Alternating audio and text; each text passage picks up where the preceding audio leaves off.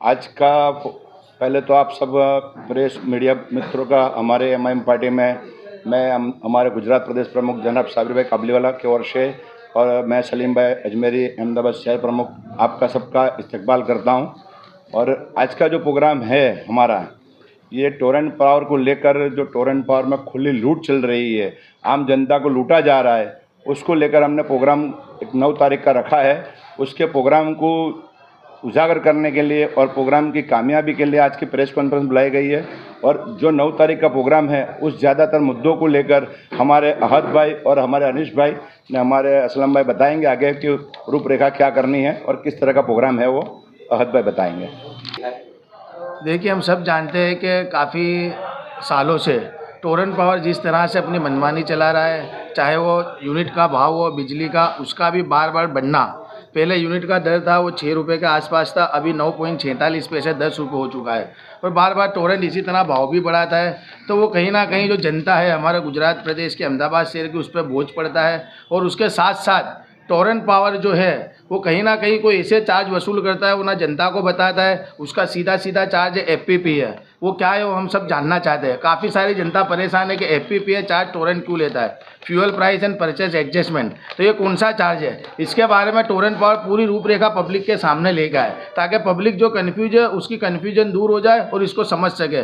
उसके साथ साथ दंड के नाम पर टोरेंट पावर मीटर चेकिंग करना आता है और दंड करता है पब्लिक को, और उसके साथ साथ 1 ईयर का असेसमेंट लगा के जाता है। और वो 1 ईयर के अंदर जो भी आपके घर में चीज़ें हैं उसका असेसमेंट लगाता है 24 आवर्स यूसेज के ऊपर। यानी आपके वहाँ एसी लगा हुआ है तो आपको दंड देगा वो पिछले महीनों का 24 कलाक यूसेज के ऊपर। तो क्या आपका घर में एसी 24 कलाक चलता है, गीजर 1 घंटा चलेगा, वॉशिंग मशीन 1 घंटा चलेगा, पानी की मोटर 1 घंटा चलेगी, लाइट पंखे ये सारी चीज़ों का जो बिल आएगा वो 24 घंटे का लगाकर आप पे दंड दिया जाता है। तो क्या ये सही है? उसके साथ साथ टोरेंट पावर जो हम लोग सोलर लगाते हैं और उससे जो बिजली उत्पन्न होती है तो हमसे खरीदता है 2.86 पैसे यानी 3 रुपये के आसपास, और हमको बिजली देता है टोरेंट पावर 10 रुपये के आसपास। तो ये डिस्क्रिमिनेशन कैसा भाई? हम हमारी प्रॉपर्टी, हमारे यहाँ हम सोलर लगाते हैं, हमारे यहाँ से हम आपको उत्पन्न करके बिजली देते हो, उसके बावजूद भी इतना सारा गैप क्यों? तो आप जनता को फ़ायदा क्यों नहीं देते हो? और जो इतने बार बार आप ये चार्ज वो चार्ज लगा के जो जनता को परेशान करते हो, और ख़ास करके सबका मुद्दा है, तमाम समाज का मुद्दा है, दलित समाज हो, मुस्लिम समाज हो, हिंदू समाज हो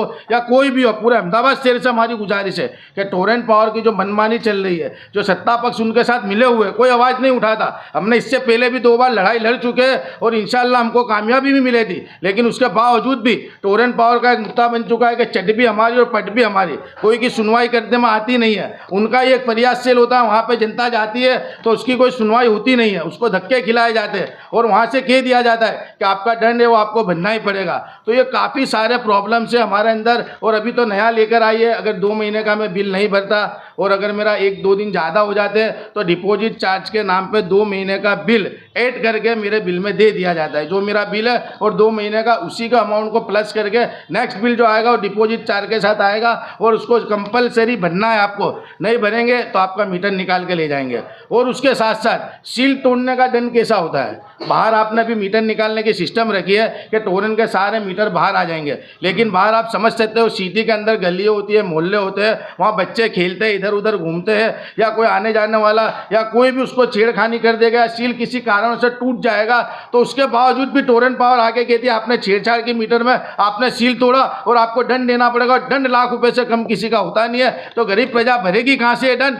प्रजा को आपको दंड भरने के लिए सहूलत देनी पड़ेगी। प्रजा अगर चोरी करती है तो एक्सेप्ट भी करता है, चोरी करने वाला उसकी भूल भी होती है और वो दंड भरने को भी तैयार होता है, लेकिन उसके बावजूद आप उसको क्राइटेरिया नक्की करके देते हो और उसको डराते हो, धमकाते हो और उसका मीटर निकाल के ले जाते हो और नई सर्विस देने में 6 महीने हो जाते हैं। तो आप कहते हो ये फलां दस्तावेज लेकर आओ, ये डॉक्यूमेंट लेकर आओ, सिटी सर्वे में नाम लेकर आओ, तो गरीब इंसान ये सब कहाँ से लाएगा? सिटी में किसी के पास डॉक्यूमेंट की बहुत प्रॉब्लम है। तो ये सारी चीज़ें ना हो, ये जनता का मुद्दा है और एमआईएम पार्टी हमेशा जनता के लिए लड़ती है। तो इंशाअल्लाह हम 9 तारीख को एक बड़ा जन आंदोलन करेंगे, उसी की हमारी लड़ाई चालू है। टोरेंट पावर का जो मामला है वो शहर अहमदाबाद के अंदर जितने भी लोग हैं, SC, ST, OBC, माइनॉरिटी, ये स्पेशल टास्क के साथ में जब भी रेड होती है यही लोगों को आता है डन। ये कोई भी दिन फैक्ट्रीज़ में जाते नहीं हैं, ये कहाँ देखते हैं जहाँ पे SC, ST, OBC, माइनॉरिटी जाके किसी के घर में जाने की एंट्री के लिए पूछते नहीं है, डायरेक्ट ही जाते।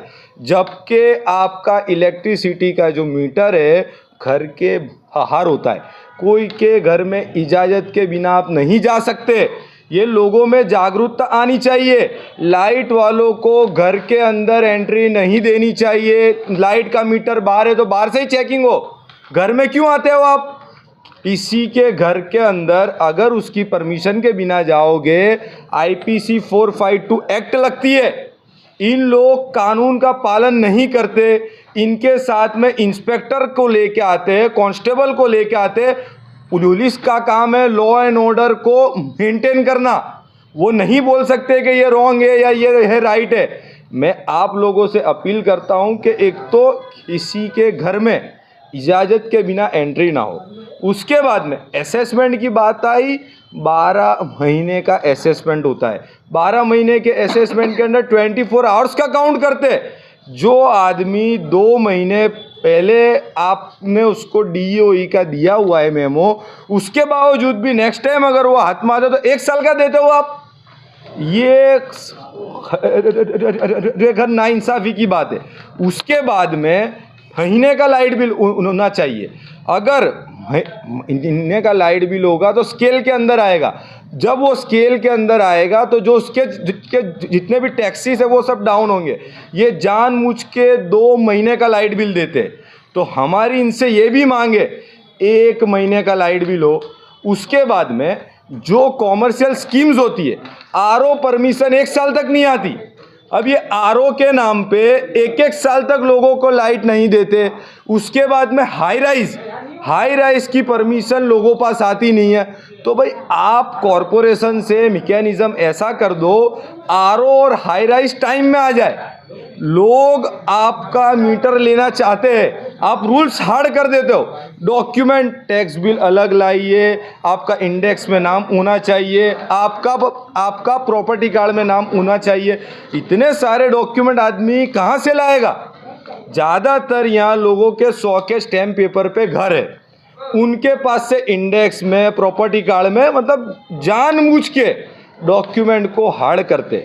तो हमारी इनसे ये भी मांगे कि डॉक्यूमेंट का जो प्रोसेस है वो ईजी होवे, हार्ड ना होवे। जिस तरह से हमारे MIM पार्टी के गुजरात के सदर जनाब साबिर भाई काबलीवाला साहब और हमारे सलीम भाई अजमेरी साहब, इन लोगों के एक आदेश पर टोरेंट पावर के खिलाफ जो एक MIM पार्टी का जन आंदोलन का मतलब हमने ये रखा है कि ये जो कोई पार्टी के लिए नहीं है, ताकि आपके बीच में भी अभी मीडिया कर्मी से ये सवाल पूछे गए कि इसको इलेक्शन को लेकर कोई तैयारी है या आने वाले समय में आप क्या करते। तो ये जन आंदोलन यानी जनता का आंदोलन है। जनता के बेसिक मुद्दे हैं। जिस तरह सरकार की एक जवाबदारी होती है कि रोटी कपड़ा और मकान, तो बिजली भी हमको दी जाए। क्योंकि जिस हम गुजरात में है, गुजरात का शहर अहमदाबाद गुजरात का एक दिल माना जाता है, हार्ड, और हमारा दिल ही कमज़ोर होगा तो ये राजनीति में कहीं ना कहीं पब्लिक को परेशानी तो आनी पड़ेगी।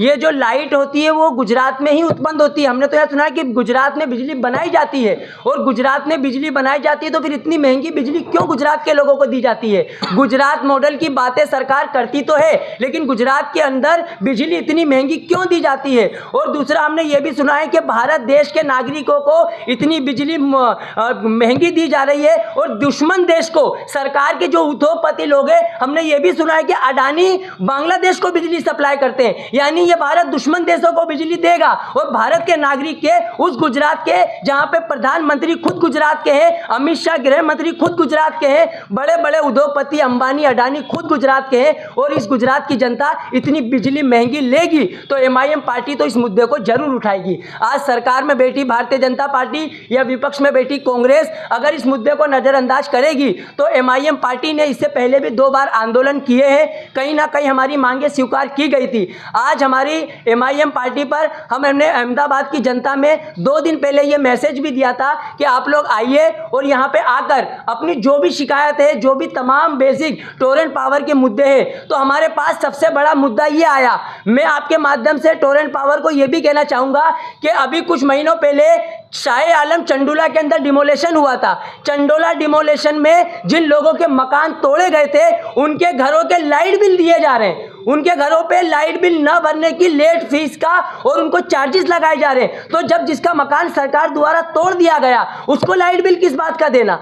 तो ये सारे मुद्दों को लेकर एमआईएम पार्टी जाने वाली है। ये कोई राजनीतिक मुद्दा नहीं है, ये पब्लिक के लिए और ये जनता के लिए मुद्दों की बात है। तो हम यही मुद्दों को लेकर एमआईएम पार्टी नमस्ते सर्कल शाहीबाग ऑफिस पर 9 जनवरी के दिन दोपहर में 3 बजे हम तमाम अहमदाबाद की जनता से आपके माध्यम से और पूरे गुजरात में ये मैसेज देना चाहते हैं। हमने हमारी पार्टी के तमाम वार्ड प्रमुखों को, शहर समिति के लोगों को और प्रदेश समिति के लोगों को भी यह आह्वान कर दिया गया है कि गुजरात में और अहमदाबाद के अंदर 9 तारीख के दिन टोरेंट पावर के खिलाफ एमआईएम पार्टी का जो जन आंदोलन होगा वो बहुत बड़ी संख्या में होगा और इस बार हमारी मांगों को हम लोग मनवा कर रहेंगे। चाहे उसके लिए हमें सुप्रीम कोर्ट या हाई कोर्ट का दरवाजा खटखटाना पड़ा तो हम वहाँ पे भी जाएंगे।